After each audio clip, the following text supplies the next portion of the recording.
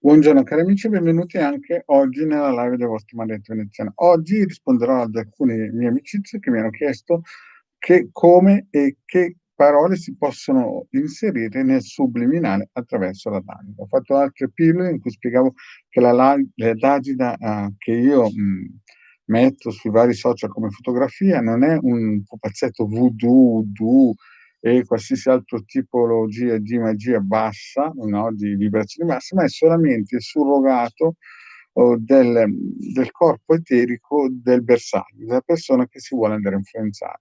Ho spiegato che l'adagida è sempre stata usata nel campo militare, chiaramente una volta la usavano ad esempio i veneziani per influenzare chiaramente gli arabi e viceversa, no? Chi prima è arrivato a scrivere col gessetto sulla lavagna chiaramente ha cominciato a utilizzare questa d'Agida che poi realmente sarebbe la d'Agida salomonica. Ma prima di iniziare il vostro Marietto vi chiede di iscrivervi al canale di Hildegarda, del Marietto Veneziano, di venirci a trovare nei nostri gruppi social. Vi ricordo che i link sono sotto qui in descrizione ed eventualmente abbiamo anche il sito capitano.altervisti.org dove ci sono 20 ebook con le spiegazioni di circuiti radionici, quadranti radiostesici che si possono utilizzare, scaricare gratuitamente. In più c'è una zona shop dove ci sono dei servizi che il Degara e Marietto Veneziano mettono a disposizione di chi vuole investire qualcosina. Quindi l'adagida, diciamo così, l'adagida potrebbe essere interpretata come un circuito radionico all'ennesima potenza, perché le stesse cose si possono fare con gli intenti tramite alcuni circuiti emettitori, no? Valorizzatori emettitori. Solo che quando un committente chiede un servizio di questo tipo, generalmente si imposta un discorso molto chiaro. Cioè, prima di tutto, non serve a dividere, ma serve solamente a fare in modo che, ad esempio, un marito, una moglie, oppure un fidanzato che ha avuto un attimino di crisi con una fidanzata, una piccola scivolata, possano ritornare insieme. Vi dico già subito che la Dalida, per poter avere il massimo del suo risultato, bisognerebbe teoricamente fare una dose un mese, una dose un altro mese per almeno 9 mesi, così che il subconscio sia ben carico, e questo si fa tramite una ricerca radiostesica. Quante volte? Chiaramente si cerca sempre di contenere le volte con cui bisogna fare l'adagio per contenere i prezzi, perché vuol dire lavorare tutta la notte, quindi ci sono costi importanti, però anche i risultati chiaramente sono importanti. Mettiamola giù così: se una persona ambisce un'altra persona, se c'è un gruppo di 100 persone, sicuramente con l'adagida voi, faccio un esempio, su queste 100 persone spiccherete.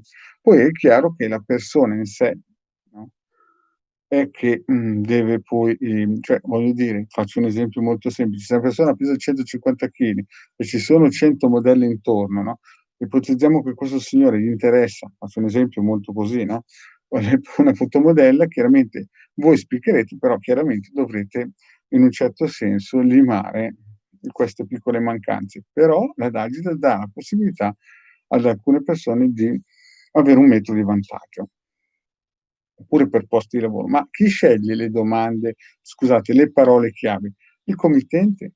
Il committente, perché chiaramente l'esoterista, no, non sa le abitudini del bersaglio del committente. Un bersaglio è una parola un po', come si dice, avventurosa, è una parola un po' ambiziosa, una parola un po' volgare, quasi una parola, come si dice, da cacciatore, ma non è così. Cioè, alcune persone che ci hanno contattato per certi lavori, volevano solamente il bene dell'altra persona, magari perché fuma. Sono persone, e allora chiaramente il committente posiziona delle parole chiavi che il signore o la signora che è stata, tra virgolette, "presa di mira", incominci ad attivare dentro di sé uno schema per poter allontanare ad esempio il fumo o l'alcol, oppure dimagrire, oppure non giocare più d'azzardo, oppure ritornare. Chiaramente ci vuole tempo, cioè, visto che non sono energie, geni che, in un certo senso manipolano o attivano stimoli animaleschi nelle persone, ma solamente danno dentro dei consigli che nel subliminale lavora, è chiaro che il committente, faccio un esempio, ci sono certe persone che sanno che magari sono andati a sciare o al mare con quelle persone e vogliono ristimolargli dentro: "Sai com'era bello quando noi stavamo insieme al mare, sullo yacht o a mangiarci un gelato."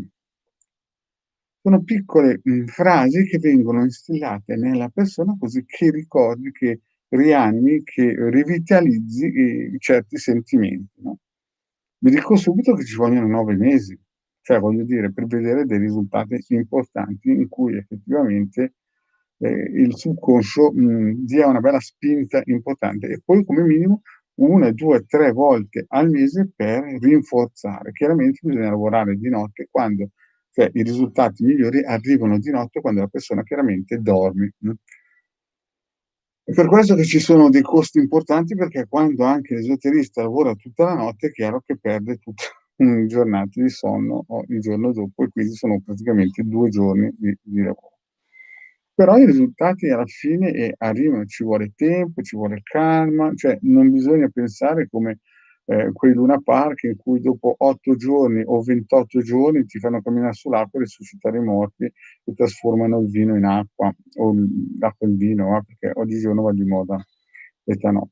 Quindi, cari amici, alla fine chi è che sceglie le parole? Il committente, perché chiaramente l'esoterista non sa niente della persona che si vuole aiutare, no, se magari una persona vuole in un certo senso dimagrire e un'altra persona vuol fare oppure una persona vuole in un certo senso fare anche una scalata a livello lavorativo, cioè magari ci sono 4 persone che hanno le qualità per diventare direttori di una banca e una persona, come si suol dire, anela a, mhmm, riuscire ad arrivare. Generalmente però si fa anche una stesa, no, si vede se c'è questa possibilità o se c'è la possibilità anche senza la Davide, questo è chiaro. Se si vede che c'è possibilità senza Davide si fa risparmiare anche dei soldi al committente dicendogli: "Guarda che molto probabilmente anche se non fai niente, non spendi soldi, il posto è tuo", no. Poi ci sono situazioni che è meglio dare una stampella, magari ce la farebbe ma e allora si dà una stampella con la data. Quindi ad oggi non è niente di voodoo, voodoo, geni bassi, roba del genere, è solamente una coercizione mentale a livello subliminale. Poi è chiaro che c'è sempre il disgraziato esoterista che usa l'adagio per fini loschi, ma questo qui è un altro discorso, questo qui esula delle cose del marietto veneziano in decada, che allora lì si entra in campi che non ci interessano Marietto o la Ilde. Però quando si fa un'adagio pulita serve solamente per, ad esempio, fare mangiare persone un po' di meno, oppure non farle andare a giocare nei casinò o diventare schiavi del vizio del gioco, capite queste cose qua. Oppure far ritornare una persona che si è appena lasciata e che magari c'è stata una piccola frattura che basta un attimino di una correzione e la persona magari, ritorna sui suoi passi, no. Ripeto questo perché ci sono tanti che, quando vedono il pupazzotto lo assimilano subito al voodoo. Cioè il voodoo, al di là che non avrebbe neanche bisogno del pupazzotto, a loro gli basta un sigaro, un pezzo di legno, roba del genere.